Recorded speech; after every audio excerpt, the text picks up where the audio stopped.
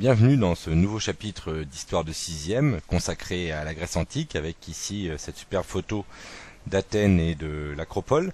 Donc ce chapitre s'intitule La cité des Athéniens au 5e, au 4e siècle avant Jésus-Christ.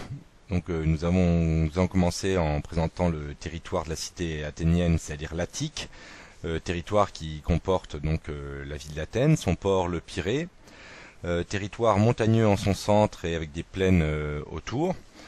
Les lieux importants également de la cité sont la ville de Marathon, on en reparlera, et la cité est entourée sur les trois côtés par la mer Égée. Donc nous avons rempli cette carte en classe. Alors, tout d'abord, la splendeur d'Athènes se situe dans une période située entre moins 480 et moins 431. Donc petit rappel au niveau de l'apprentissage des siècles.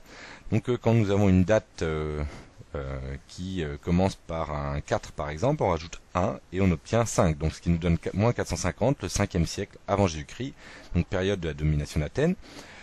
Si on rajoute un 1 pareil à 350, au 3 on a 4e siècle.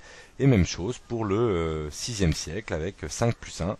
Donc cette méthode est utilisable pour toutes les dates, sachant que quand il y a 4 années, 4 chiffres dans l'année, il faut prendre les deux premiers chiffres et rajouter 1. Donc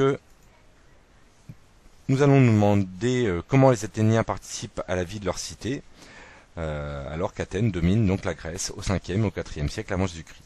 Donc en première partie, nous sommes intéressés à la fête des Panathénées.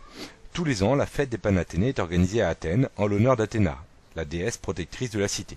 Donc nous avons eu un reportage extrait du Grand Tour de France 3 sur l'Acropole, et ce qui nous a permis de voir que sur l'Acropole d'Athènes, il y a un certain nombre de monuments importants. Donc l'hôtel d'Athéna où ont lieu les sacrifices lors de la fête des Panathénées. D'autres monuments un peu plus petits comme l'Érectéion. Le plus important de ces temples, c'est le Parthénon, donc consacré à Athéna. Les propylées, ce sont les portes monumentales de la cité d'Athènes. La statue d'Athéna en bois qui va servir lors de la procession. Le temple d'Athéna Niké, le temple d'Athéna victorieuse. Et enfin la voie sacrée par laquelle arrive la procession, le défilé des Athéniens. Donc ils remontent l'escalier et ils arrivent ici jusqu'à l'hôtel où vont avoir lieu les sacrifices. Pour résumer, la fête se termine par une procession qui traverse la ville jusqu'à l'Acropole, une colline regroupant des temples en l'honneur d'Athéna, dont le Parthénon. Il y a à cette occasion des concours, des sacrifices et un banquet en l'honneur d'Athéna. Une procession est un défilé en l'honneur d'un dieu. Alors deuxième reportage, cette fois-ci sur le Parthénon. Alors on voit que sur le Parthénon, il y avait une frise monumentale de 160 mètres de long, frise qui représente les Athéniens en pleine procession. Donc sur cette page, vous voyez plusieurs groupes de personnages, les cavaliers, les hommes qui emmènent les bœufs pour le sacrifice, les porteurs d'eau, ou ici une jeune fille qui est en train de remettre le péplos à un autre Athénien.